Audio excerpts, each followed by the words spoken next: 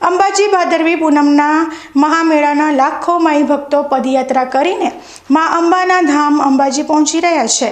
1 સપ્ટેમ્બરથી પ્રારંભ થયેલા આ પવિત્ર મહાપર્વનો 7 સપ્ટેમ્બર પૂનમના દિવસે સમાપન થશે।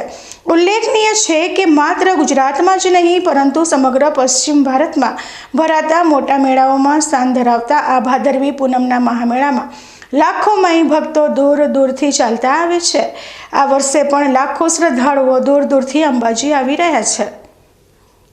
ભાદરવી પૂર્ણિમાના મેળાનો આજે 5મો દિવસ છે અને મેળા હવે તેના અંતિમ પડાવ તરફ આગળ વધી રહ્યો છે। ત્યારે મેળાના 5મા દિવસે અરાવલીની ગિરિમાળાઓમાં માનવ મહેરામણ ઉમટી પડ્યું હતું।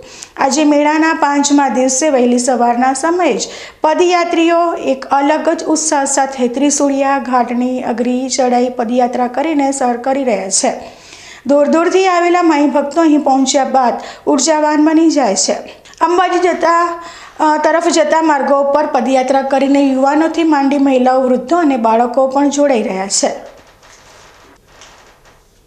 કઠિન પદયાત્રા કરીને માના ધામમાં પહોંચી રહેલા પદયાત્રીઓ ત્રિશુળિયા ઘાટની અઘરી ચડાઈમાં સંઘો સાથે ઉત્સાહથી પદયાત્રા કરી રહ્યા છે।